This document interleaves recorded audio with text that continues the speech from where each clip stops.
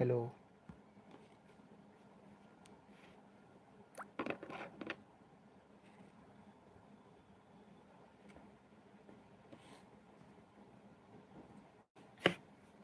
Hello friends. Hello. मेरी आवाज़ आ रही है आपके पास?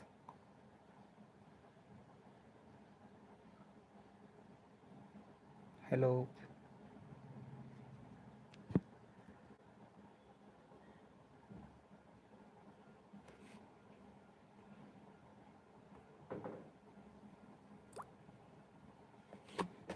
यस। तो नमस्ते to all. I am Suraj Suryavanshi. I have secured all India rank 702 in UPSC CSE 2025. I come from Latur.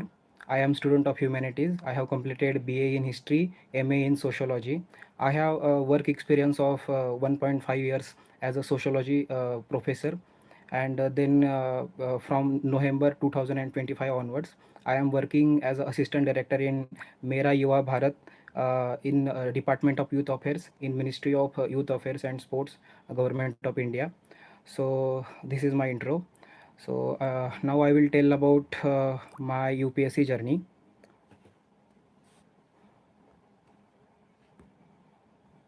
Uh,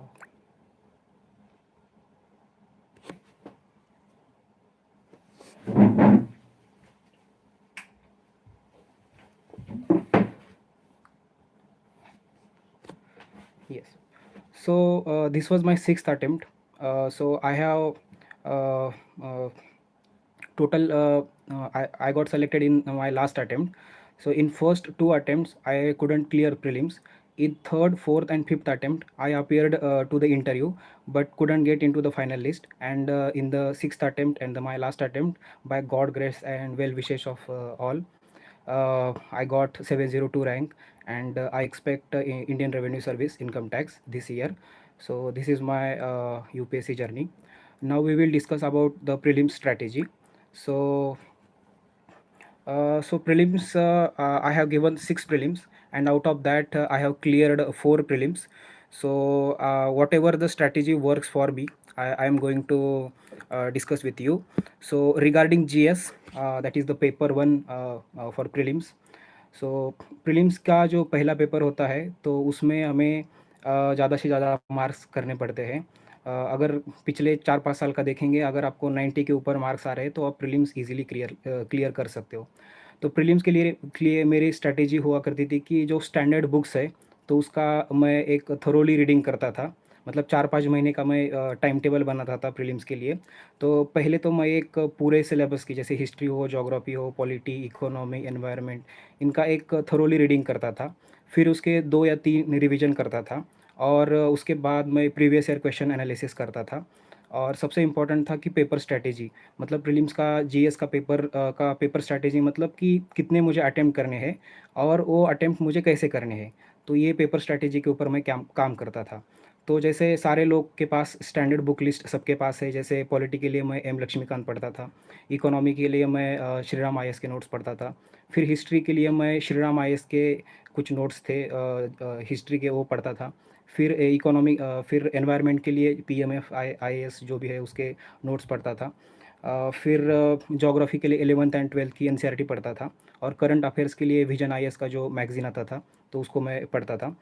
तो ये स्टैंडर्ड बुक्स के साथ अलावा जो रिवीजन है उसके बाद मैं 2-3 बार उसका रिवीजन करता था. मतलब पहले 2 महीने में मैं थरोली उसकी रीडिंग करता था. फिर उसके 1 डेढ़ महीने में उसके अलग-अलग मतलब 2-3 रिवीजन करता था. और उसके बाद जब एग्ज़ाम का लास्ट मंथ आता था तो मैं प्रीवियस ईयर क्वेश्चन के ऊपर ज़्यादा ध्यान देता था. मतलब लास्ट के 5-6 साल के जो प्रीवियस ईयर क्वेश्चन है तो उसको मैं देखता था, उसको एनालिसिस करता था. क्योंकि प्रीवियस ईयर क्वेश्चन से हमें पता चलता है कि हमें कि किस टाइप के क्वेश्चन आ रहे हैं, कौन सी थीम रिपीट हो रही है. जैसे इकोनॉमिक्स के क्वेश्चन में बहुत सारी थीम रिपीट्स होती है, जैसे एक्सचेंज रेट का हमारे इकोनॉमी पर क्या इम्पैक्ट पड़ता है, या इन्फ्लेशन का इकोनॉमी के ऊपर क्या क्या इम्पैक्ट पड़ता है, या ज्योग्राफी में कुछ एटमॉस्फेयर रिलेटेड क्वेश्चन हर बार रिपीट होते हैं। एनवायरनमेंट में भी ऐसे कुछ क्वेश्चन होते हैं जो रिपीट होते हैं, या इंटरनेशनल रिलेशन के बारे में कोई प्लेस पूछा जाता है और वो कहाँ पे है। तो प्रीलिम्स में आपको क्वेश्चन कुछ थीम्स रिपीट होते हुए देखते हैं। तो इसलिए हमें प्रीवियस ईयर क्वेश्चन एनालिसिस करना बहुत इंपॉर्टेंट है। फिर आता है पेपर स्ट्रैटेजी। तो जैसे मेरा टारगेट हुआ करता था कि मैं 90 क्वेश्चन अटेम्प्ट करूँ। अगर 90 क्वेश्चन में से अगर मेरे 65 क्वेश्चन सही आते हैं तो मेरा मेरा स्कोर 100 के ऊपर जाता है। तो 100 के ऊपर अगर स्कोर जाता है प्रीलिम्स में किसी का जीएस का, तो वो एक सेफ स्कोर समझा जाता है। तो ये मेरा नंबर ऑफ अटेम्प्ट्स मैंने डिसाइड कर लिया था कि मुझे 90 के ऊपर क्वेश्चन अटेम्प्ट करने हैं। 92 या 90 के आसपास मैं क्वेश्चन अटेम्प्ट करता था। तो उसको फिर नेक्स्ट स्ट्रैटेजी का नेक्स्ट पार्ट आता है कि मैं ये 90 क्वेश्चन कैसे अटेम्प्ट करूँ। तो जैसे first round, second round, third round ऐसे मैं राउंड करता था। तो फर्स्ट राउंड में मैं 1 टू 100 के सारे क्वेश्चन को एक बार देखता था कि उसमें से मुझे जो भी ईज़ी लगते थे, और जो मतलब जैसे रीड रीड करने के बाद पता रहता है कि इसका आंसर क्या है, तो उसको मैं पहले राउंड में सॉल्व करता था। तो ऐसे 30-40 क्वेश्चन हमें पूरे पेपर में मिल जाते हैं जिसका डायरेक्ट आंसर हमें पता होता है। फिर उसके बाद मैं ऐसे क्वेश्चन ढूँढता था कि जिसका मुझे इंट्यूशन से लगता है कि शायद इसका आंसर ये है। मुझे पता नहीं क्यों लग रहा है, लेकिन मेरा इंट्यूशन कहता है, तो मैं उसके वो भी ऐसे 10-12 क्वेश्चन अटेम्प्ट करता था, और 10-12 क्वेश्चन में से मेरे 7-8 क्वेश्चन सही आते थे। फिर मैं क्वेश्चन ढूँढता था जिसमें 2-2 मतलब एलिमिनेशन से मैं उसको सॉल्व करता था। मतलब 2 आंसर मुझे एलिमिनेट कर दिए, और 2 आंसर मुझे अभी उसमें से मुझे ढूँढना है कौन-सा सही है। तो ऐसे क्वेश्चन एक 30-40 होते, तो उसको मैं अटेम्प्ट करता था। फिर बाद में जो अभी 80 तक अटेम्प्ट हो गया, फिर बाद में मैं कुछ वाइल्ड गेसेस भी करता था। मतलब अ, कुछ ऐसे क्वेश्चन होते हैं जो वाइल्ड गेसेस करने के बाद अगर 5 सही आते हैं, 5 गलत भी आते हैं, तो हमें एक नेट कुछ पॉजिटिव गेन मार्क्स में मिल जाता है। तो ऐसे मैं 90 क्वेश्चन अटेम्प्ट करने की मेरी स्ट्रैटेजी हुआ करती थी। ये हुआ जीएस के बारे में। अब सीसैट के बारे में देखते हैं, क्योंकि सीसैट भी आजकल प्रीलिम्स का अगर आप मेंस लिखोगे या नहीं लिखोगे, ये डिसाइड कर रहा है। तो सीसैट में मैंने भी जैसे प्रीवियस ईयर क्वेश्चन पिछले 10 साल के मैंने अटेम्प्ट किए थे।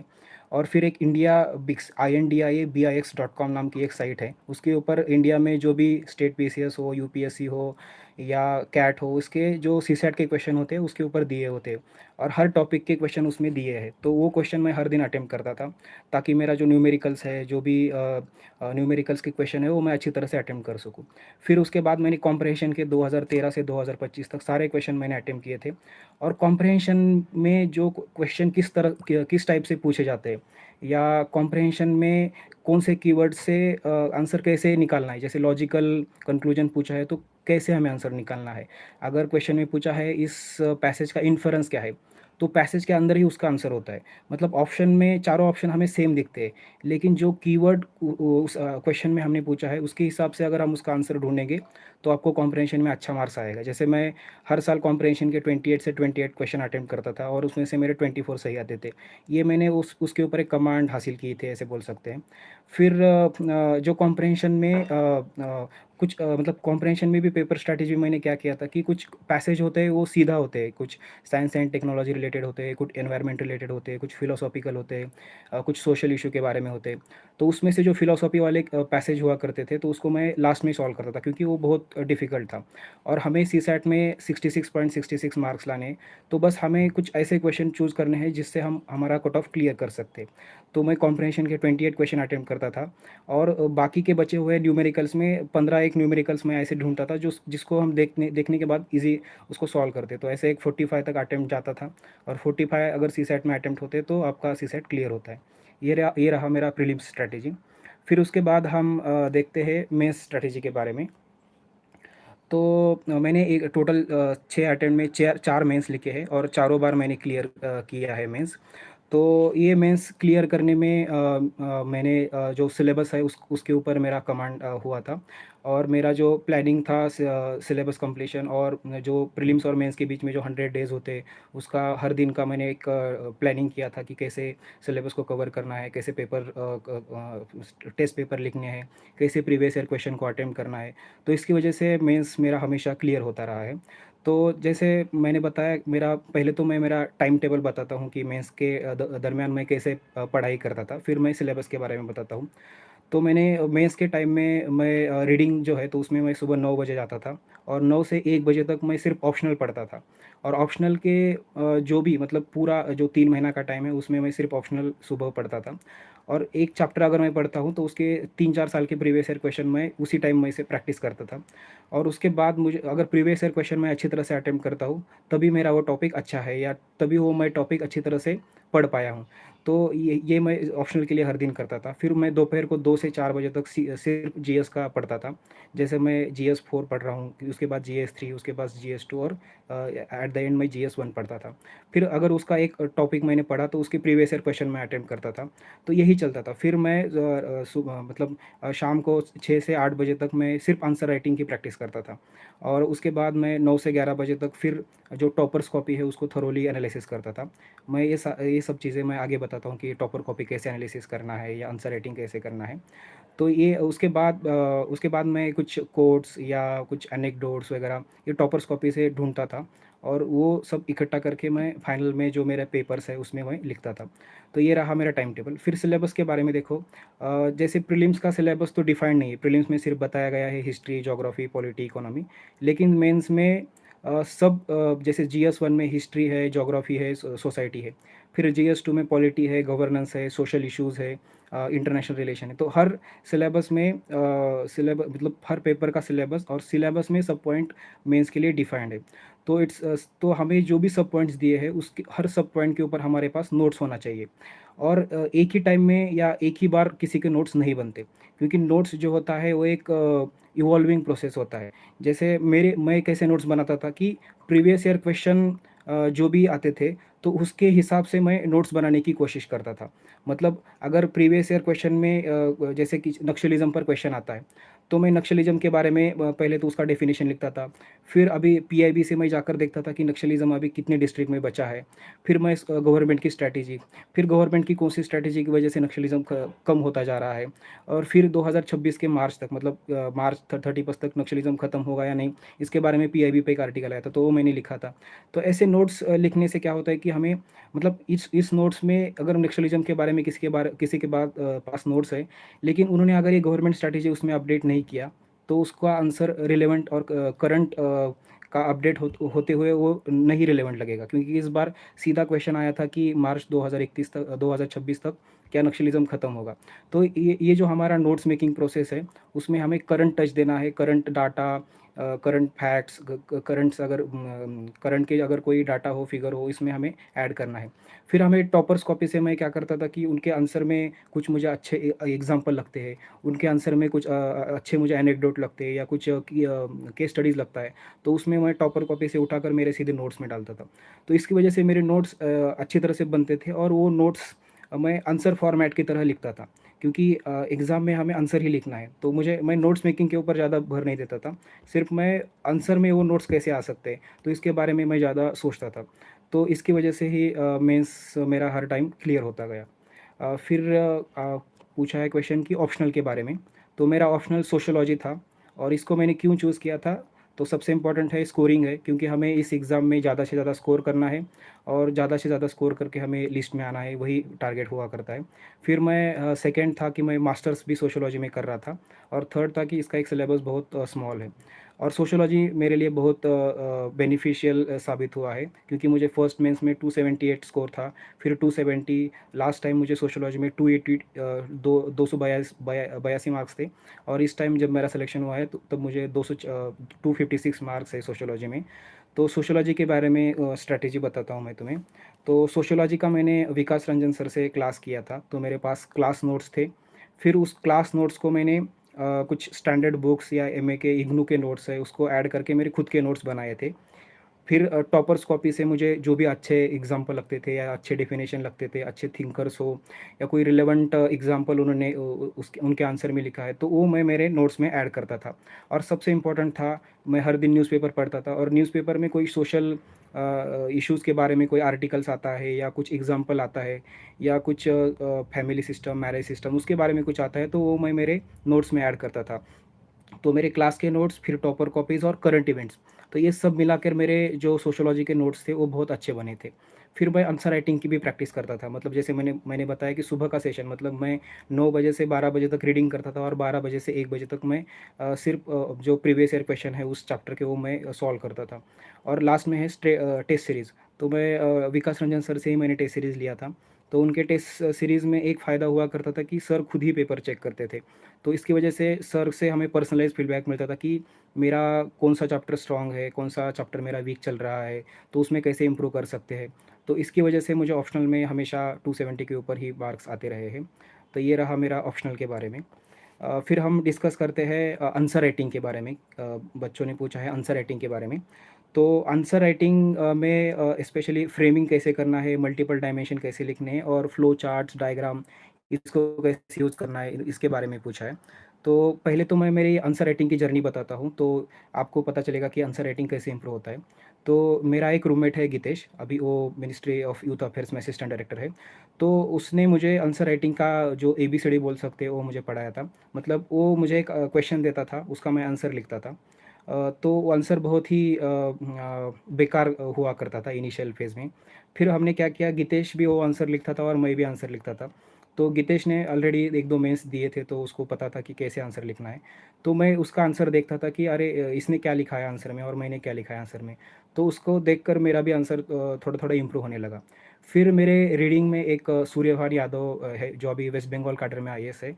तो उन्होंने मुझे बताया था कि अगर तुम्हारा आंसर का अगर क्वालिटी इंप्रूव करना है तो तुम्हें डेली आंसर राइटिंग करना पड़ेगा, और अगर आपका क्वांटिटी इंप्रूव करना है तो हम तुम्हें 3 घंटे का पेपर सॉल्व करना पड़ेगा। तो मैंने क्या किया कि क्वालिटी इंप्रूव करने के लिए मैं हर हर दिन 2 घंटे मैं आंसर राइटिंग की प्रैक्टिस करता था। मतलब जो प्रीलिम्स और मेंस के बीच में जो 100 डेज़ हुआ करते थे, उसमें से एटलीस्ट 80 डेज़ में हर दिन 2-2 घंटे आंसर राइटिंग की प्रैक्टिस करता था। और हर संडे को मैं 3 घंटे का टेस्ट लिखता था। तो इसकी वजह से आंसर राइटिंग की बहुत ज़्यादा प्रैक्टिस मेरे हुई थी। तो इसीलिए मैंने चारों में से चारों मेंस मैंने क्लियर किए थे। तो इसमें मैं जब आंसर लिखने की कोशिश करता था, तो जैसे मैंने बोला कि मेरे दोस्त भी लिखते थे, तो मैं मतलब मेरे आंसर उनको देता था, दोस्त के आंसर मेरे पास आते थे। तो हम दोनों में से कुछ अच्छे पॉइंट्स, मेरे भी कुछ अच्छे पॉइंट्स हुआ करते थे, गितेश के भी कुछ अच्छे पॉइंट्स हुआ करते थे। तो ये दोनों मिलाकर हम क्या करते थे कि आंसर को कैसे इम्प्रूव कर कर सकते हैं, ये करते थे। फिर उसके बाद हमने एक और स्ट्रैटेजी अपनाई थी। जैसे कुछ हमें मिलते हैं, जैसे विजन का अभ्यास का मॉडल आंसर हो, या फोरम आईएएस के कुछ जो टेस्ट सीरीज़ है उनके मॉडल आंसर हो, तो उसको हम एक जगह पे रखते थे और उसके क्वेश्चन पढ़ते थे और ब्रेनस्टॉर्म करते थे कि इसका आंसर कैसे होना चाहिए। फिर ब्रेनस्टॉर्म करने के बाद फिर मॉडल आंसर देखते थे और देखते थे कि हमारा हमने जो ब्रेनस्टॉर्म किया है और मॉडल आंसर में क्या डिफरेंस आ रहा है, क्या सही आ रहा है। और ये हम लगातार 1 डेढ़ महीना करते थे। उसके बाद हमें पता चलता था कि मॉडल आंसर में क्या है और हमारा हमें ब्रेनस्टॉर्म कैसे करना है। फिर मॉडल आंसर के बाद हम टॉपर्स कॉपी के पास भी जाते थे, क्योंकि एट द एंड हमें वहाँ पे आंसर लिखना है। और टॉपर किस तरह से सोचते हैं, टॉपर किस तरह से क्वेश्चन को अप्रोच करते हैं, टॉपर किस तरह से उनके पॉइंट वो 150 वर्ड्स में, 250 वर्ड्स में कैसे लाते हैं। तो इसको हमने थोरोली एनालिसिस किया। और टॉपर के पॉइंट्स, टॉपर कैसे लिखते हैं, मतलब मिनिमम वर्ड्स में वो मैक्सिमम आउटपुट कैसे देते हैं, या सब्सटेंशिएट पॉइंट को कैसे करते हैं। ये सारी चीज़ें हमने मिलके किया, और इसी की वजह से हमारा आंसर थोड़े मतलब 1-2 महीने के बाद अच्छी तरह से इम्प्रूव होने लगा। तो यही यही है कि आंसर राइटिंग का फ्रेमिंग हो, डायमेंशन हो, फ्लो चार्ट हो। तो फ्रेमिंग के लिए मैंने जैसे बताया कि क्वेश्चन का डिमांड क्या है, उस डिमांड के हिसाब से हमें अगर कुछ 10 मार्क का क्वेश्चन होता है तो उसमें 2 डिमांड एटलीस्ट पूछे जाते हैं। या अगर 15 मार्क का क्वेश्चन होता है तो उसमें अगर 3 डिमांड दिए जाते हैं, तो उस डिमांड को आइडेंटिफाई करना है हमें, और उस डिमांड के हिसाब से हमें आंसर लिखते जाना है। फिर जैसे डायमेंशन हो, तो क्वेश्चन में मतलब बहुत बार बोला जाता है कि पेस्टल अप्रोच यूज़ करो, उसके पॉलिटिकल इकोनॉमिकल एंगल से उसके डायमेंशन निकालो। लेकिन मेरा तो कहना यही है कि क्वेश्चन में क्या पूछा है उसके हिसाब से उसके डायमेंशन निकालो, ना कि हमें जो पता है। क्योंकि क्वेश्चन में एट द एंड अगर आप उसका डिमांड एड्रेस कर रहे हो तभी आपको मार्क्स आएंगे। और फिर फ्लो चार्ट और डायग्राम के बारे में बताता हूँ। मैंने ज़्यादा फ्लो चार्ट और डायग्राम के बारे में कभी आंसर में लिखने की कोशिश नहीं की। लेकिन कुछ टॉपर्स हैं, उनके जैसे आदित्य श्रीवास्तव सर 2023 के जो टॉपर्स हैं, तो उन्होंने बहुत सारे फ्लो चार्ट और डायग्राम भी उनके आंसर में लिखे हुए थे। तो अगर आपको फ्लो चार्ट और डायग्राम बनाने में मतलब ईज़ है तो आप उसको यूज़ कर सकते हो। अगर आप प्रैक्टिस करते हो तो आप एग्ज़ाम में उसको लिख सकते हो। अगर आपको ईज़ी वे से फ्लो चार्ट और डायग्राम कहाँ से मिलता है, या आप खुद प्रोड्यूस करते हो, तो उसको आप एग्ज़ाम में लिख सकते हो। ये रहा आंसर राइटिंग के बारे में। फिर हम देखते हैं, किसी ने क्वेश्चन पूछा है कि अगर क्वेश्चन का आंसर नहीं आता है तो क्या करना है?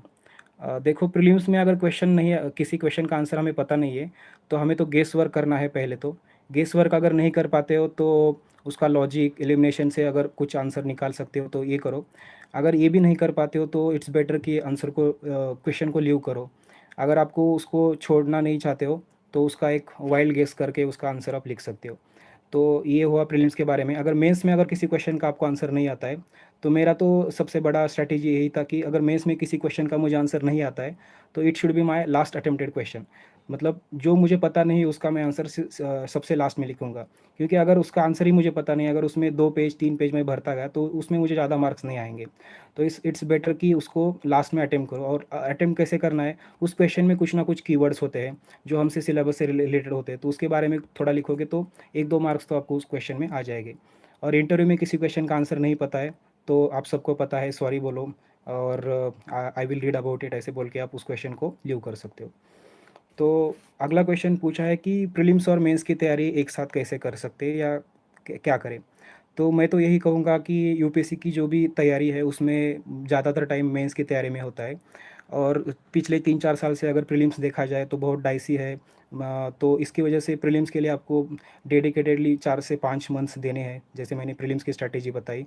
तो मेंस का जो भी प्रिपरेशन है वो उसको स्टॉप करके सीधा 4-5 महीने प्रीलिम्स के लिए लगो। क्योंकि अगर प्रीलिम्स नहीं क्लियर होता है तो मेंस का आपने जो भी तैयारी किया है उसका कोई यूज़ नहीं आएगा। तो पहले तो मेंस करो और फिर 4-5 महीने डेडिकेटेडली प्रीलिम्स के लिए आपको देना चाहिए। फिर previous year question paper analysis के बारे में क्वेश्चन पूछा है। तो देखो, जैसे मैंने अभी बताया कि प्रीवियस ईयर क्वेश्चन जो पीवाईक्यूज़ है यूपीएससी के, प्रीलिम्स हो या मेंस हो, उसके लिए क्यों इंपॉर्टेंट है। जैसे मैंने प्रीलिम्स के बारे में बताया कि प्रीवियस ईयर क्वेश्चन से हमें पता चलता है कि किस थीम से ज़्यादा क्वेश्चन रिपीट हो रहे हैं और यूपीएससी का क्वेश्चन फ्रेमिंग कैसे चल रहा है। और ऑप्शन में भी बहुत सारे उनका फ्रेमिंग करने का एक तरीका होता है। या लॉजिक बिल्डिंग का मतलब अगर वो आप ऑप्शंस देखोगे, क्वेश्चन देखोगे, तो आपको एक लॉजिक डेवलप होगा कि अगर यूपीएससी ने इस तरह से क्वेश्चन पूछा है, इस तरह से अगर उसने ऑप्शन फ्रेम किया है, तो ये आंसर आ सकता है। तो प्रीवियस ईयर क्वेश्चन पेपर आप मतलब जैसे प्रीलिम्स के 10 दिन पहले से मैं क्या करता था कि पिछले 10 साल के पेपर लेकर बैठता था और उसको मैं क्वेश्चन देखता था और उसको उसका आंसर गेस करने की कोशिश करता था और मैं किस लॉजिक से उस आंसर तक पहुंचा और यूपीएससी का आंसर क्या है इसको मिलाता था। अगर वो लॉजिक वहाँ पे हिट होता है तो मैं वो लॉजिक मेन एग्जाम में भी यूज़ करता था। तो प्रीवियस ईयर क्वेश्चन पेपर को आप पिछले मतलब जो लास्ट 10 डेज हो गए प्रीलिम्स के, अभी 24 मई को जो भी प्रीलिम्स होगा उससे 10 दिन से आप ये स्टार्ट करो। कोई क्लासेस की टेस्ट पेपर मत सॉल्व करो, क्योंकि हमें एट द एंड यूपीएससी का ही पेपर देना है। तो यूपीएससी के प्रीलिम्स का जो भी एनवायरनमेंट है उस एनवायरनमेंट में रहने की कोशिश करो कि आंसर कैसे कैसे पूछ रहे हैं, क्वेश्चन कैसे फ्रेम कर रहे हैं, ऑप्शन कैसे फ्रेम कर रहे हैं, तो इसके बारे में ज़्यादा ध्यान दे दो। इकोनॉमी के बहुत सारे क्वेश्चन के थीम्स रिपीट होते हैं, एनवायरनमेंट के भी वही होता है, ज्योग्राफी के तो एनसीईआरटी के लाइन टू लाइन के क्वेश्चन फ्रेम कर रहा है यूपीएससी। तो एनसीईआरटी के जो ज्योग्राफी के एनसीईआरटी है उसको लाइन टू लाइन पढ़ो और उसको अंडरस्टैंड करो, कंसेप्ट के बारे में थोड़ा देखो और वही क्वेश्चन रिपीट हो रहे हैं। तो ये रहा प्रीलिम्स का पीवाईक्यू एनालिसिस। फिर मेंस के बारे में पीवाईक्यू क्यों बताता हूँ, क्योंकि मेंस में सिलेबस हमारा डिफाइंड है। तो मेंस में जो भी जैसे मैंने बताया कि मैं जब भी कोई सब पॉइंट पढ़ता था तो उसका प्रीवियस ईयर क्वेश्चन मैं अटेम्प्ट करता था। तो उसके बाद मुझे पता चलता था कि मेरा वो सब पॉइंट कितना अच्छी तरह से क्लियर है। अगर उसके बारे में कोई क्वेश्चन आता है तो मैं उसको आंसर कर सकता हूँ। तो वही है कि जो मेंस का सिलेबस है, तो मेंस के सिलेबस के हिसाब से प्रीवियस ईयर क्वेश्चन अटेम्प्ट किए जाते हैं। मतलब बहुत बार क्वेश्चन आता है तो बहुत बार लोग बोलते हैं कि अरे क्वेश्चन कैसे आया, कैसे पूछा, तो उसका कहीं ना कहीं मेंस के सिलेबस से लिंक होता है। तो पीवाईक्यू आप जब एनालिसिस करोगे तब उसको लिंक करने की कोशिश करो कि सिलेबस के किस पॉइंट से आया है। अगर आपको उस आंसर क्वेश्चन के बारे में कुछ भी नहीं पता चल रहा तो सिलेबस के अनुसार उसके पॉइंट्स लिखते जाओ और आपका आंसर उसके उससे रिलेवेंट आ जाएगा। तो यही है पीवाईक्यू एनालिसिस के बारे में। फिर किसी ने इंटरव्यू के बारे में पूछा है। तो पर्सनैलिटी टेस्ट में मैंने 4 बार पर्सनैलिटी टेस्ट को इंटरव्यू दिया है। और फर्स्ट टाइम मेरा स्मिता नागराज मैम का बोर्ड था, उसमें 149 आए थे। फिर चौबे सर का बोर्ड था, उसमें 150 आए थे। फिर सुमन शर्मा मैम का बोर्ड था, उसमें 157। एंड इस this time Anuradha Prasad ma'am का बोर्ड था और 160 आए। तो I am not the right person to guide you, because मुझे बहुत कम मार्क्स है। इस बार 160 भी एवरेज से भी बहुत कम है, तो मैं उसके बारे में ज़्यादा नहीं बताऊँगा। किसी ने एक्सपीरियंस के बारे में पूछा है, तो इस बार मैंने असिस्टेंट प्रोफेसर जॉब कर रहा था इंटरव्यू के टाइम में। तो मोस्टली मैं मुझे जो नेशनल एजुकेशन पॉलिसी 2020 है, ऑनलाइन एजुकेशन, क्लासरूम एजुकेशन, इसके बारे में ज़्यादा क्वेश्चन पूछे थे। तो मेरा आपका जो भी वर्क एक्सपीरियंस होगा तो उसके बारे में अगर आपने लिखा है तो उसके बारे में आपको इंटरव्यू में क्वेश्चन पूछ सकते हैं। फिर मेरे जो भी यूपीएससी के दरमियान मिस्टेक्स हुए थे उसके बारे में किसी ने पूछा है।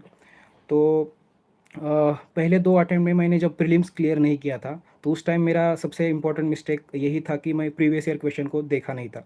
मतलब मैंने कुछ क्लासेस के 60-70 क्वेश्चन पेपर अटेम्प्ट किए थे, लेकिन यूपीएससी का जो मेन पीवाईक्यू है उसको मैंने देखा ही नहीं था। तो never ignore PYQs of UPSC prelims and mains. Second mistake मेरा यही था कि तीसरे, चौथे और पाँचवें अटेम्प्ट में मैं इंटरव्यू तक गया लेकिन फाइनल सिलेक्शन नहीं हुआ था। तो तीनों अटेम्प्ट में मुझे एसए में 86 90 वगैरह ऐसा कुछ स्कोर आया था। तो एसए के बारे में ज़्यादा प्रिपरेशन नहीं किया था। मतलब मुझे लग रहा था कि मैं इंटरव्यू तक जा रहा हूँ तो मेरा सब सही चल रहा है, मेंस में भी सही मार्क्स आ रहे हैं। लेकिन एसए में मुझे 90 है और 110 वगैरह एसए का एवरेज होता है, तो एसए के ऊपर मैंने ध्यान नहीं दिया था। तो सेकंड मिस्टेक यही था कि नेवर इग्नोर एनी सब पॉइंट ऑफ सिलेबस। मतलब जैसे मेरा हिस्ट्री वीक है, किसी लोगों का एसए वीक है, किसी का एथिक्स वीक है, तो हमें कोई भी चीज़ वीक यहाँ पे नहीं रखनी है।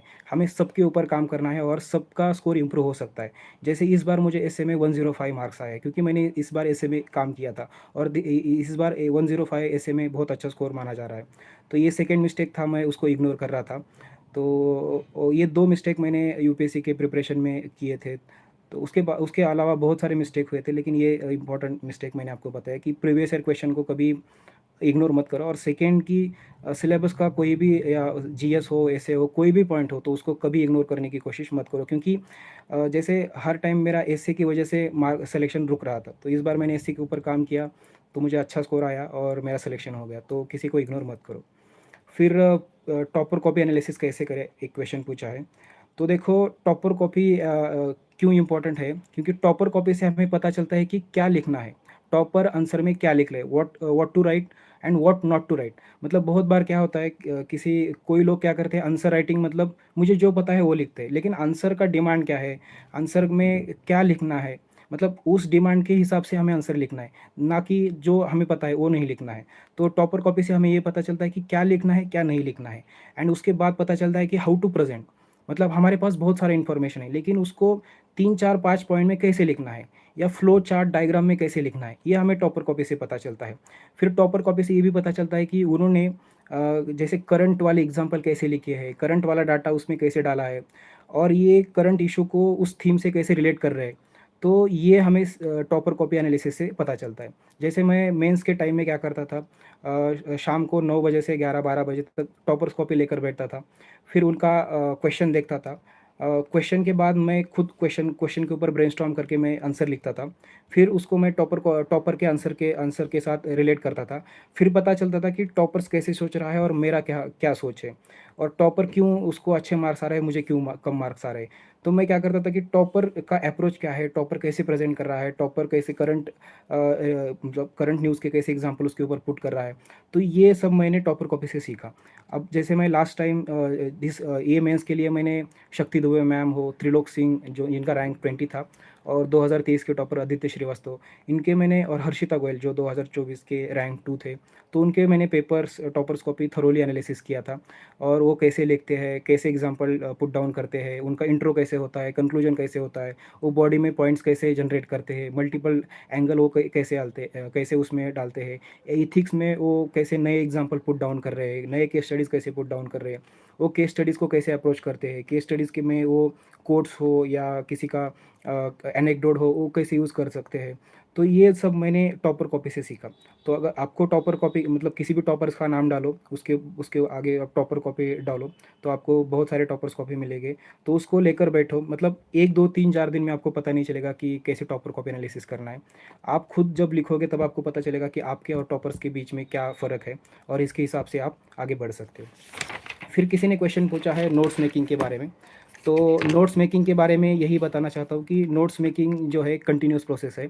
जैसे हर मेंस के टाइम में मैं मेरे पूरे नोट्स, जीएस और ऑप्शनल के नोट्स फिर से रिवाइज़ करता था क्योंकि हर 1 साल में बहुत सारी चीज़ें चेंज हुआ होता है। मतलब कुछ नया फैक्ट्स आता है। जैसे अगर इस बार नक्सलिज़्म के बारे में मैं बता रहा था, अभी नक्सलिज़्म इंडिया से ख़त्म हो चुका है, मतलब ऑलमोस्ट ख़त्म हो चुका है, ऐसे गवर्नमेंट ने अभी बताया है। तो उसका डाटा, उसका चार्ट या किसी नए पर्सनैलिटी ने कुछ बताया है, जैसे अभी वॉर चल रहा है, तो वॉर के बारे में किसका क्या राय है, तो ये हमें हमारे नोट्स में ऐड करना चाहिए। तो एक ही टाइम में किसी का नोट्स परफेक्ट नहीं होता, उसको नोट्स को बनाने की कंटिन्यूअस प्रोसेस है, तो हमें नोट्स हमेशा अपडेट करते रहना चाहिए। तो नोट्स और बहुत सारे लोग बोलते हैं कि नोट्स को कैसे अपडेट करते रहे, तो वही है, टॉपर्स कॉपी देखो, प्रीवियस ईयर क्वेश्चन देखो, उसके आंसर अगर आप आपके नोट से सॉल्व कर सकते हो तो आपका नोट सही है। अगर आप सिर्फ नोट्स बनाने में लगे हो तो वो कुछ काम का नहीं है। आपके नोट से अगर मतलब आप आंसर लिख रहे हो कुछ 250 वर्ड्स और 150 वर्ड्स में अगर उसको लिख रहे हो तो भी आपके नोट सही है। और जैसे मैंने पहले ही बताया, मैं आंसर में मुझे क्या लिखना है उस हिसाब से मैं नोट्स बनाता था। तो इसकी वजह से ईज़ी यही होता था कि मैं नोट्स एक बार मतलब रीड करा हूँ, तो वही मैं आंसर में लिख सकता था। तो उस हिसाब से आपको नोट्स बनाने हैं।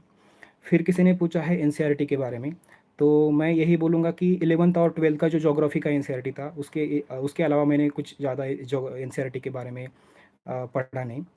फिर किसी ने पूछा है यूपीएससी का मैंने कब स्टार्ट किया था, तो मेरा जो ग्रेजुएशन का फाइनल ईयर था, तो थर्ड ईयर, तो उसमें मैंने यूपीएससी का प्रिपरेशन स्टार्ट किया था। फिर किसी ने पूछा है करंट अफेयर्स प्रिपरेशन के बारे में, तो करंट अफेयर्स प्रिपरेशन के लिए आपके पास 2 चीज़ें हैं, एक तो डेली न्यूज़पेपर हो और दूसरा है मैगज़ीन। तो डेली न्यूज़पेपर जो है, तो उसमें आप डेली न्यूज़पेपर में इंडियन एक्सप्रेस, और मैं मराठी बैकग्राउंड से आता हूँ, तो मैं लोकसत्ता पढ़ता था।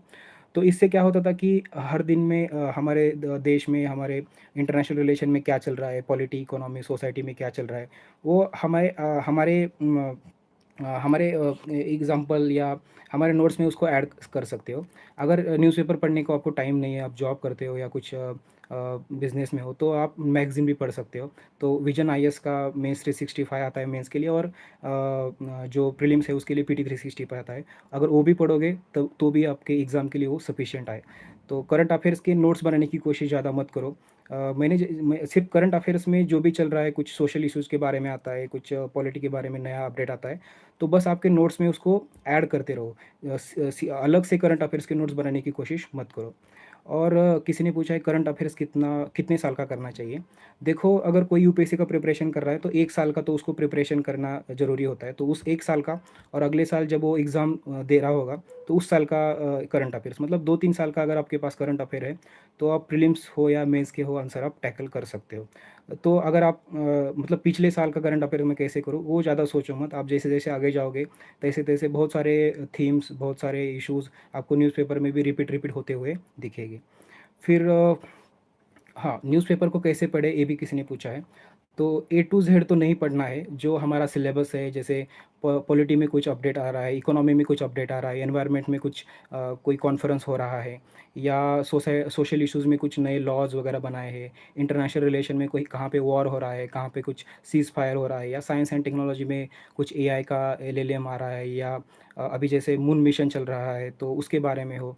तो यही हमें जो भी इम्पोर्टेंट हमारे एग्ज़ाम के हिसाब से है, वही पढ़ना है, ना कि किसने मर्डर किया या स्पोर्ट्स में क्या चल रहा है, इसके बारे में ज़्यादा आप पढ़ने की ज़रूरत नहीं है।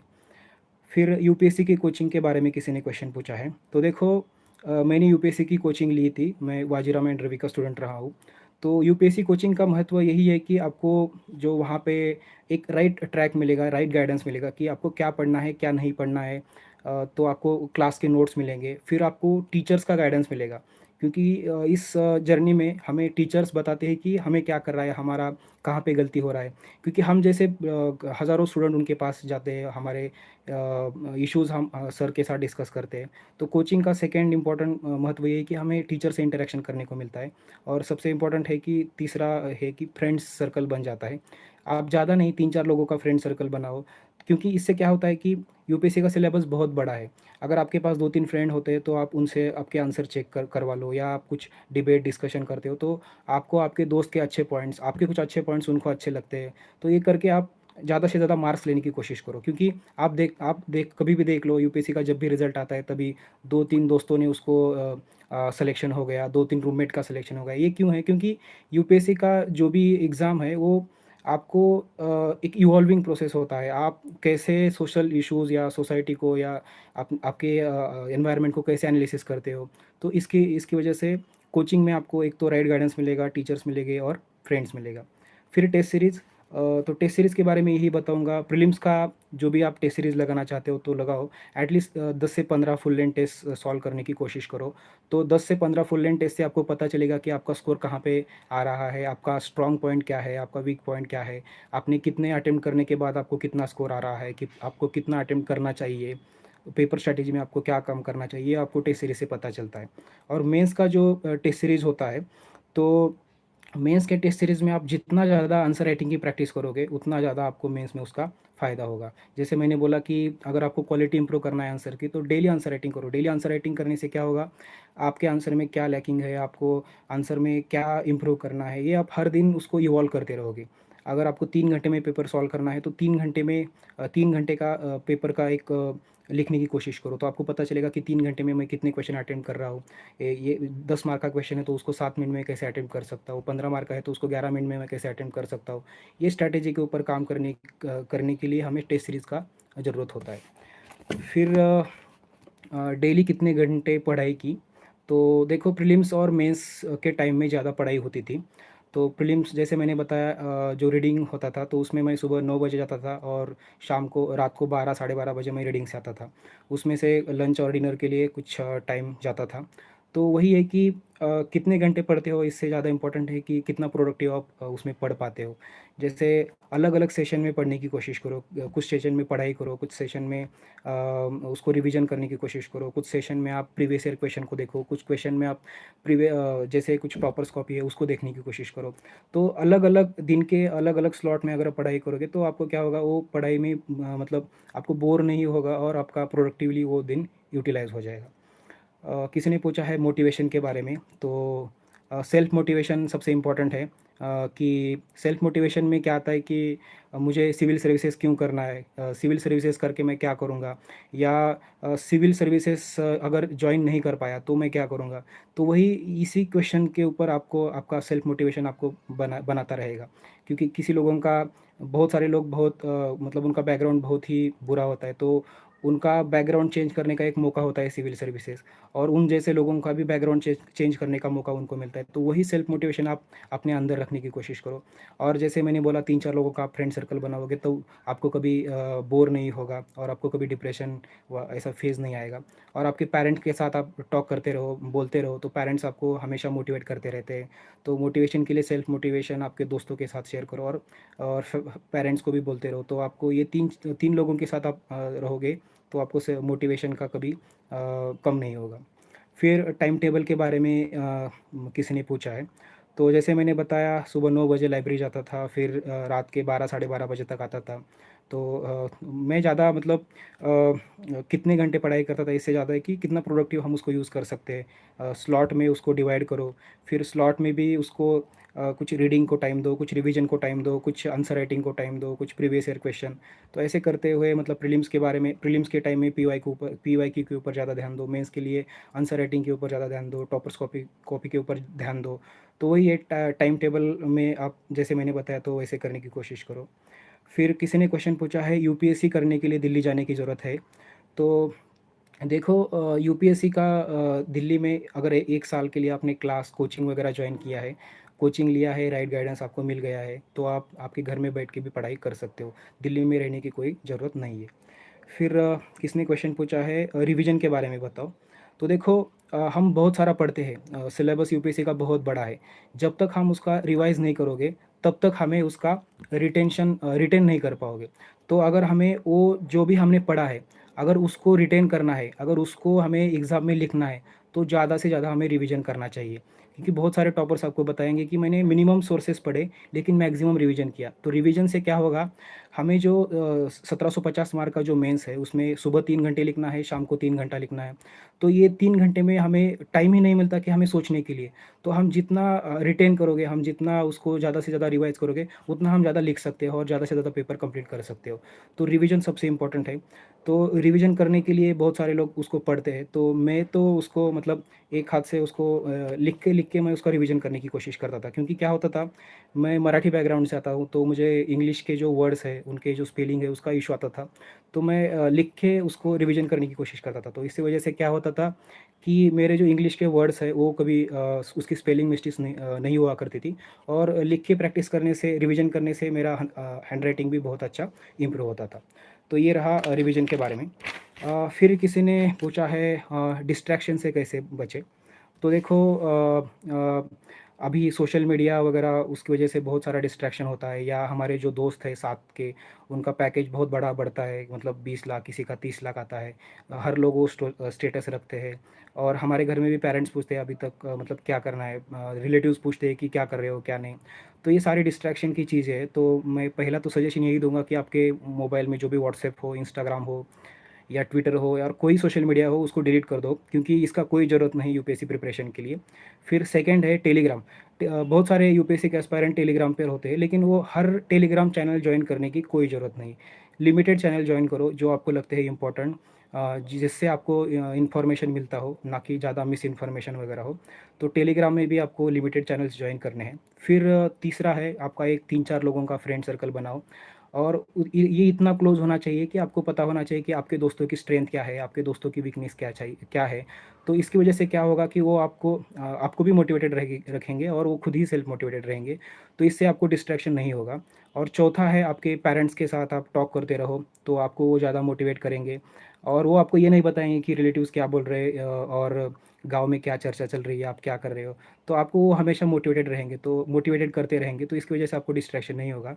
और सबसे इम्पोर्टेंट बात ये है कि आपने ये जर्नी क्यों स्टार्ट की, why you started preparation for civil services. अगर ये आपके ध्यान में आएगा, तो आपको डिस्ट्रैक्शन के बारे में, या डिस्ट्रैक्ट आप कभी पढ़ाई से नहीं होगे।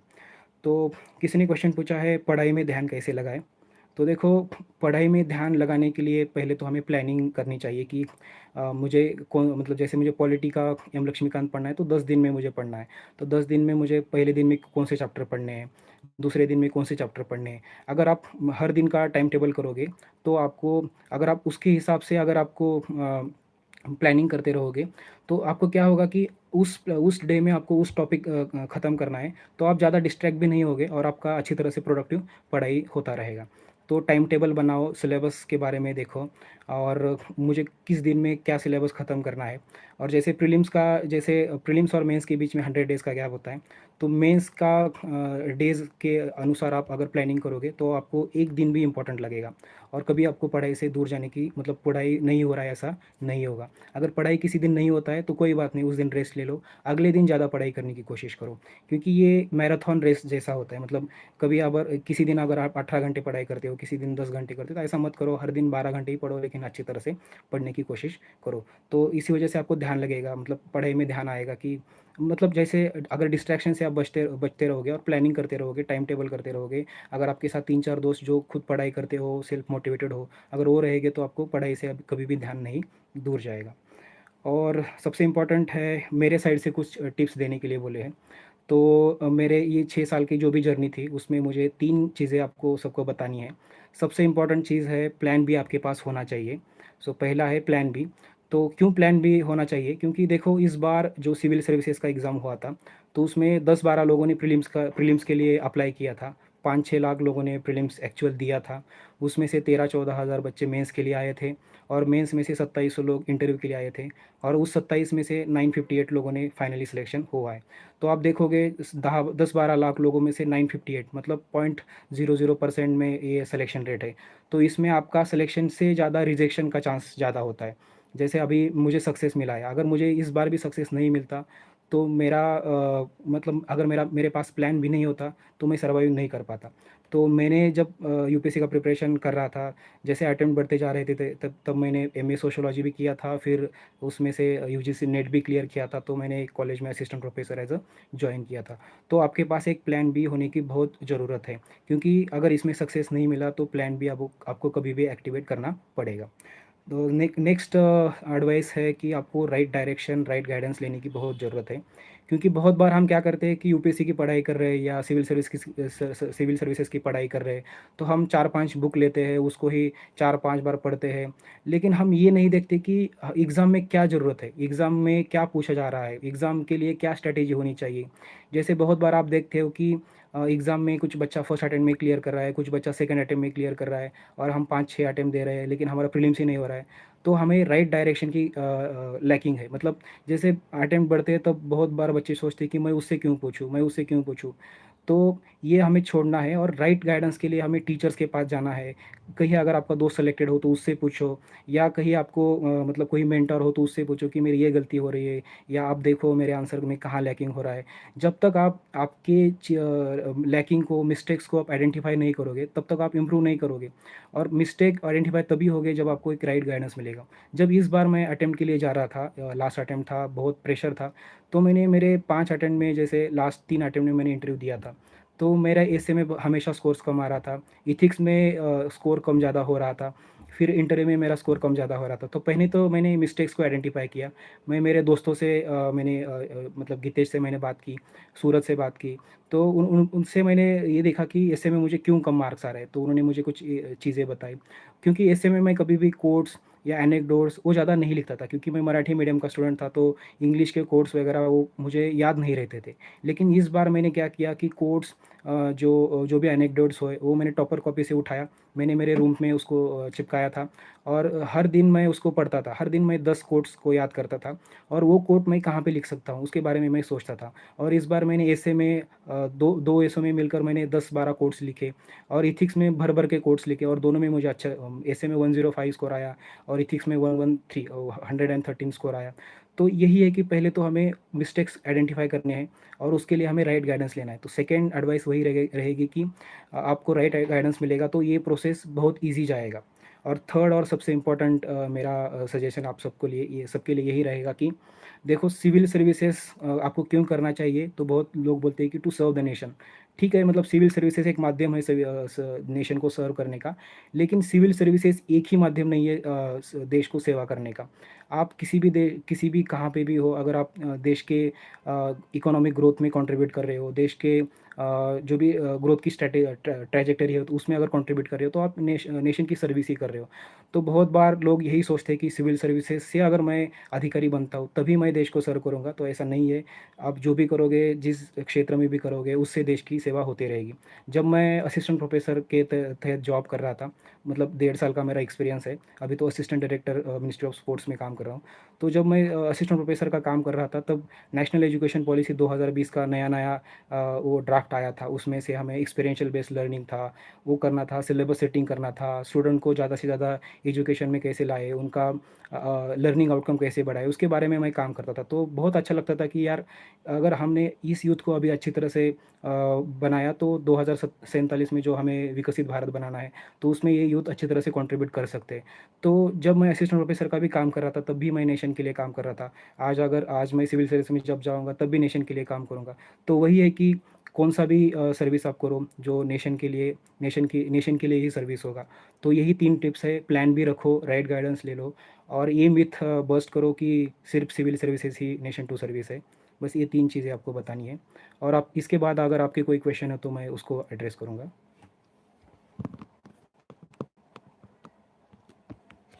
अगर आपको कुछ डाउट हो तो पूछ सकते हो।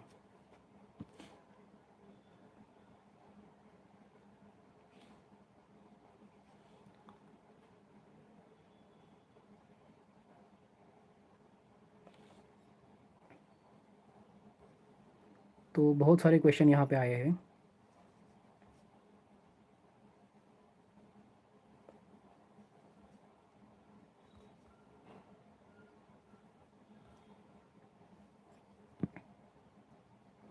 तो किसी ने पूछा है सीसैट के लिए कैसे प्रिपेयर करना है। तो मैंने जैसे अभी बताया कि सीसैट के लिए देखो हमें 66.66 मार्क्स लेने हैं। तो इसमें आपको दो तरह से आपको प्रिपेयर करना है।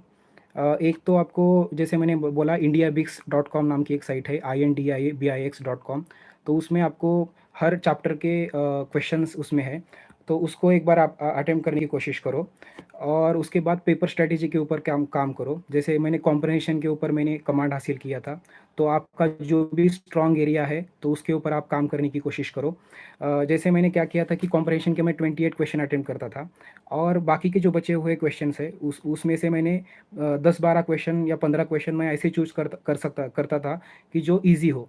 तो इसकी वजह से क्या होता था, ये 28 कॉम्प्रहेंशन के और 10-15 क्वेश्चन जो मुझे न्यूमेरिकल से मिलते थे, तो उससे मेरा 45 वगैरह अटेम्प्ट आता था और 45 अटेम्प्ट में आप सी सेट ईजिली क्लियर कर सकते हो। तो यही है सी सेट की स्ट्रैटेजी। फिर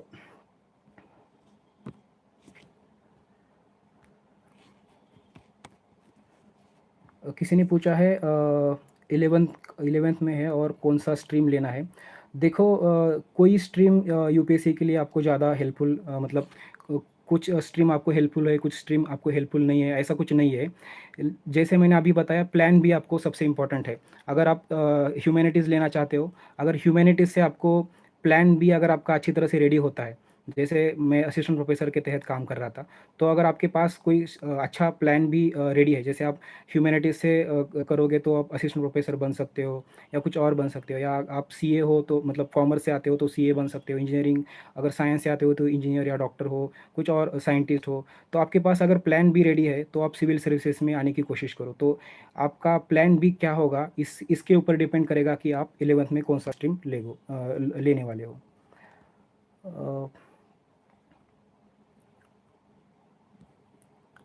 अ, किसी ने पूछा है 2028 में उसको अटेम्प्ट देना है।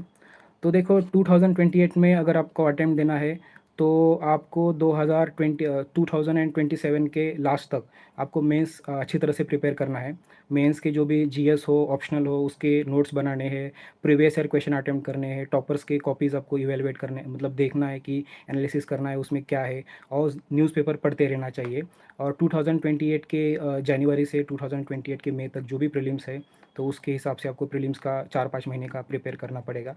तो यही आपको स्ट्रैटेजी रहेगी प्रीलिम्स के लिए।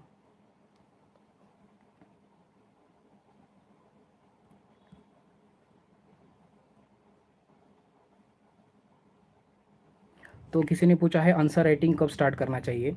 तो जैसे आप मैंने बोला कि आप जीएस के बारे में कुछ पढ़े, ऑप्शनल के बारे में कुछ पढ़े, तो उसके 3-4 साल के प्रीवियस ईयर क्वेश्चन देखो, उसको अटेम्प्ट करने की कोशिश करो। इनिशियल 3-4 महीने में आपको कुछ आंसर नहीं आएंगे, मतलब एक आंसर लिखने के लिए आपको 2-4-5 घंटे लगेंगे, या कभी कभार 2 घंटे में आपका आंसर आ जाएगा। तो आपको जैसे ज़्यादा से ज़्यादा इन्फॉर्मेशन आपके पास आएगी, तो आप टॉपर्स कॉपी देखो तो उन्होंने कैसे वो ज़्यादा सी इन्फॉर्मेशन कम शब्दों में कैसे लिखा है। तो अगर उसको आप अच्छी तरह से देखोगे तो आप आपका आंसर राइटिंग स्टार्ट कर सकते हो। मतलब आंसर राइटिंग स्टार्ट करने के लिए आपको आपका मेंस का वेट करने की ज़रूरत नहीं है।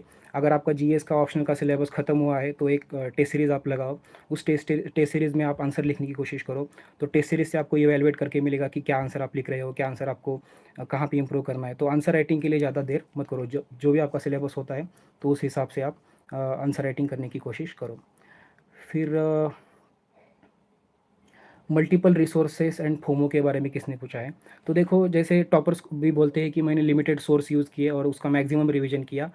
तो टेलीग्राम पर भी आप ज़्यादा चैनल ज्वाइन मत करो, जो आपके लिए इंपॉर्टेंट लगते हैं तो वही आप ज़्यादा उसको फॉलो करो।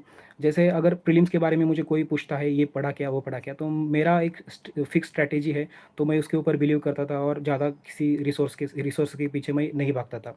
मेंस में मुझे एक बार आइडिया आया था कि मेंस में क्या लिखना है, कैसे लिखना है, तो उसके बाद मैं ज़्यादा रिसोर्सेज फॉलो नहीं करता था। तो देखो इनिशियल फेज़ में आपको 2-3 रिसोर्सेज पकड़ने हैं, उसमें से आपको नोट्स बनाने हैं और आंसर में आप उसको कैसे लिख सकते हो वो देखना है। और उस हिसाब से आपको अगर आपके नोट्स से आंसर आ रहे हैं तो उस वो नोट्स या वो रिसोर्सेज आपके बेस्ट रिसोर्सेज होंगे। तो ज़्यादा रिसोर्सेज या फोमो उसकी ज़रूरत आपको नहीं लगेगी। सो कोचिंग के विदाउट कोचिंग प्रिपरेशन पॉसिबल है या नहीं। तो यस, विदाउट कोचिंग की भी प्रिपरेशन पॉसिबल है, बहुत सारे लोग करते हैं। अगर किसी आपके उससे पहले आपके कोई दोस्त सेलेक्टेड हो या किसी सेलेक्टेड या कोई ऑफिसर से आप उसका गाइडेंस ले लो कि उसने कैसे पढ़ाई की थी, कौन से बुक्स यूज़ किए थे।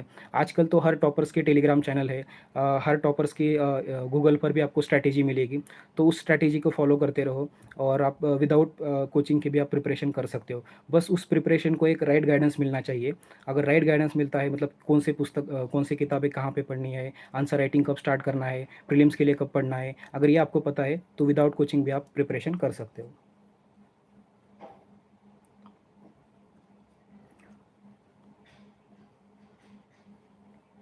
तो सिलेबस कब कंप्लीट करना चाहिए और रिवीजन कब करना चाहिए। जैसे प्रीलिम्स के बारे में मैंने बताया, तो अगर जनवरी में आप प्रीलिम्स स्टार्ट कर रहे हो तो जनवरी फरवरी में एक पहली रिवीजन, मतलब फर्स्ट टाइम उसको थरोली रीड करो। फिर मार्च और अप्रैल के मिड तक आप क्या करो कि उसका सेकेंड थर्ड रिवीजन करो। मतलब जैसे अगर पहले टाइम में अगर 10 दिन में आप पॉलिटी पढ़ रहे हो तो नेक्स्ट टाइम में आप 7 दिन में 8 दिन में पढ़ने की कोशिश करो। फिर अप्रैल मिड से मई मिड तक आपको फुल लेंथ टेस्ट अटेम्प्ट करने हैं। 10-12 फुल लेंथ टेस्ट अगर आप अटेंड करोगे तो आपको पता चलेगा कि आप कितने क्वेश्चन अटेम्प्ट कर रहे हो, किस राउंड में अटेम्प्ट करने के बाद आपको मतलब क्वेश्चन के आंसर आ रहे हैं, और कौन से लॉजिक हो, या मतलब क्या आपको पता चल रहा है, ये इसमें आपको आएगा, एक आइडिया आएगा। और और जब एग्ज़ाम के लास्ट के 10 दिन आएंगे तो आपको सिर्फ प्रीवियस ईयर क्वेश्चन देखना है, और यूपीएससी के प्रीवियस ईयर क्वेश्चन का एनवायरनमेंट में आपको रहना है, और यूपीएससी प्रीवियस ईयर क्वेश्चन में कैसे क्वेश्चन पूछ रहा है, आंसर कैसे फ्रेम करना है, ये देखना है। और एट द एंड हमें यूपीएससी का एक क्वेश्चन देना है, तो ये स्ट्रैटेजी आप कर सकते हो उसमें। और मेंस के बारे में भी वही है। मेंस और प्रीलिम्स के बीच में 100 डेज़ का गैप होता है। तो पहले 7-8 दिन बहुत बच्चे पढ़ाई नहीं करते, या 7-8 दिन में हमें पता चलता है कि प्रीलिम्स में हमें कितना स्कोर आ रहा है। लेकिन 7 दिन के बाद आपको फिर स्ट्रैटेजी बनाना है, प्लानिंग बनाना है। जैसे आपको GS4 का मतलब बहुत सारे बच्चे GS4 से पढ़ाई करते हैं, तो GS4 करो, GS3 करो, GS2 करो, फिर GS1 में आओ, फिर ऑप्शनल का भी उसी तरह से टाइम टेबल बनाओ। और उसमें बीच बीच में डेली आंसर राइटिंग का शेड्यूल रखो। फिर वीकली एक फुल लेंथ टेस्ट लिखने की कोशिश करो। और ऐसे को भी अच्छी तरह से देखो, ऐसे में टॉपर्स कॉपी ज़्यादा से ज़्यादा पढ़ने की कोशिश करो। और उसके बाद जब मेंस का जो एक्चुअल एग्ज़ाम होगा तो उसके 10 दिन पहले हमारा क्या स्ट्रैटेजी होना चाहिए, और एग्ज़ाम के दिन में हमें कैसे जैसे जैसे GS1 और GS2 के बीच में 2 घंटे का गैप होता है, 2 ढाई घंटे का। तो उस 2 ढाई घंटे में मैं कैसे उस टाइम को यूटिलाइज़ करूँ GS2 का पढ़ाई करने के लिए, तो कैसे मेरे नोट्स होने चाहिए ताकि मैं GS2 के नोट्स, या GS4 के लिए मैं कैसे, मतलब वो 2 ढाई घंटे का मेरा क्या प्लानिंग होगा। या एग्ज़ाम में जैसे GS4 का पेपर हो तो उसमें केस स्टडीज़ होता है और थ्योरी होता है। तो पहले मुझे केस स्टडीज़ लिखना है या थ्योरी पेपर लिखना है। तो मुझे अगर थ्योरी लिखना है तो मुझे क्या लिखना है, केस स्टडीज़ में कैसे कोट्स एनेक्डोट्स यूज़ करने हैं, तो इसके बारे में आपको मेंस के लिए भी स्ट्रैटेजी उस दिन में बनानी है। जैसे मैंने बताया, मेरा ग्रेजुएशन बीए हिस्ट्री में हुआ है और एमए सोशियोलॉजी में हुआ है। टेलीग्राम चैनल के बारे में किसी ने पूछा है, तो हर साल के जो नए टॉपर्स होते हैं तो उसके टेलीग्राम चैनल फॉलो करने की कोशिश करो। लेकिन उसमें भी जो आदित्य श्रीवास्तव सर हो उनका चैनल हो, या त्रिलोक सिंह सर का चैनल हो, तो वो मुझे ज़्यादा हेल्पफुल लगा। या शक्ति दुबे मैम का चैनल हो, या कहीं पे टॉपर्स कॉपी का एक गूगल ड्राइव्स आया था, तो उसमें हर सब्जेक्ट के, जैसे GS1 हो, GS2, GS3, GS4, इनके टॉपर्स कॉपीज़ उस ड्राइव्स पर थे। तो अगर वो आपको ड्राइव कहीं पे मिलती है तो उसको भी लेने की कोशिश करो। और ज़्यादा टेलीग्राम चैनल ज्वाइन मत करो, क्योंकि मैं ये क्यों बोल रहा हूँ, जो रिसेंट वाले टॉपर्स है उनके चैनल ज्वाइन करो, क्योंकि क्या हो रहा है, एग्ज़ाम का जो आंसर राइटिंग का तरीका है वो हर टाइम चेंज होता रहा है। मतलब अगर कोई बंदा 2-3 साल पहले अगर उसका कुछ मेंस क्लियर होता है, इस बार नहीं हो रहा है, तो उसको जो नए वाले टॉपर्स है वो कैसे अप्रोच कर रहे हैं एग्ज़ाम के लिए, और किस वजह से उनको ज़्यादा मार्क्स मिल रहे हैं, तो ये देखने के लिए हमें नए वाले टॉपर्स के चैनल ज्वाइन करनी चाहिए।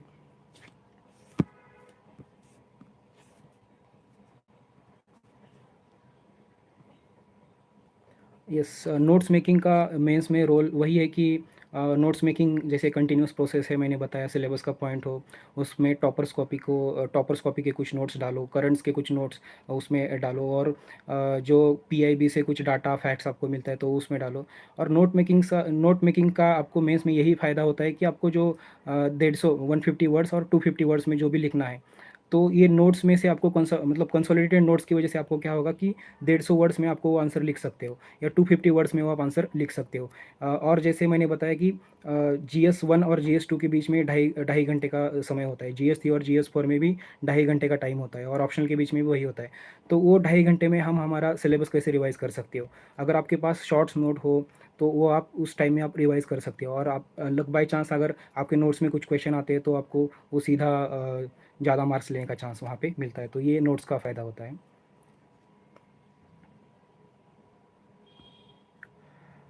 देखो, यूपीएससी का जो 3 स्टेप्स होते हैं, प्रीलिम्स, मेंस और इंटरव्यू, ये सब डिफ़िकल्ट है। मतलब किसी बंदे का अगर लास्ट ईयर रैंक आता है तो अगले साल उसका प्रीलिम्स क्लियर होता है या नहीं, ये भी बता नहीं सकते। अगर किसी का मेंस क्लियर हो रहा है तो अगले साल मेंस क्लियर होगा या नहीं, ये भी नहीं बता सकते। तो हर स्टेज का अलग अलग डिफ़िकल्टी है। प्रीलिम्स का डिफ़िकल्टी यही है कि बहुत अनसर्टेन होता है। एग्ज़ाम के दिन में वो 2 घंटे में आप क्या स्ट्रैटेजी करते हो? जैसे 2023 का पेपर बहुत ही आउट ऑफ द बॉक्स आया था, तो उस टाइम वो 2 घंटे में अगर आपने खुद को कॉन्फिडेंट रखा कि मैं कर सकता हूँ, या मैं कुछ स्ट्रैटेजी लगाता हूँ, कैसे आंसर मुझे फ्रेम करने हैं, मेरे पास अगर 90 क्वेश्चन अटेम्प्ट करने हैं तो मैं कैसे उसको फॉलो कर सकता हूँ। अगर आपके पास स्ट्रैटेजी है तो प्रीलिम्स आपको आप क्लियर कर सकते हो। मेंस के लिए भी सेम ही है। मेंस के लिए आपके पास 3 घंटे है, 20 क्वेश्चन अटेम्प्ट करने हैं। तो अगर 10 मार्क का क्वेश्चन है तो 7 मिनट में अटेम्प्ट करना है, या 15 मार्क का है तो 11 मिनट में अटेम्प्ट करना है। तो वही आप अगर स्ट्रैटेजी बनाओगे तो आपको सारे क्वेश्चन आप अटेम्प्ट कर सकते हो।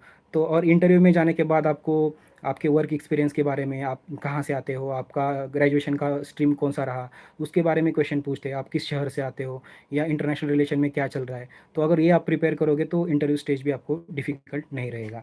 तो हर स्टेज डिफ़िकल्ट है। अगर उस स्टेज का अगर डिमांड को आप अगर हिट करोगे, या उस डिमांड को आप एड्रेस करोगे, तो वो स्टेज आपको ईज़ी लगने लगेगा। प्रीलिम्स की स्ट्रैटेजी मैंने अभी बताया कि जीएस के लिए पहले तो थरोली रीडिंग करो, उसके बाद रिवाइज़ करो, और फिर पेपर स्ट्रैटेजी के बारे में काम करो। पेपर स्ट्रैटेजी में नंबर ऑफ़ अटेम्प्ट्स कितने करने हैं और उसको कैसे अटेम्प्ट करने हैं। 1 राउंड, 2 राउंड, 3 राउंड में कैसे अटेम्प्ट करने हैं वो करो। सीसैट के लिए भी मैंने बताया कि हमें कितने क्वेश्चन अटेम्प्ट करने हैं, और उस अटेम्प्ट क्वेश्चन में कॉम्प्रिहेंशन के कितने हो गए और न्यूमेरिकल्स के कितने हो गए, इसके बारे में आप काम करते रहोगे तो प्रीलिम्स ईज़ी रहेगा। तो ऑलमोस्ट सारे क्वेश्चन मैंने एड्रेस करने की कोशिश की है। तो thank you UPSC Times for giving me opportunity to interact with the parents, and thank you very much.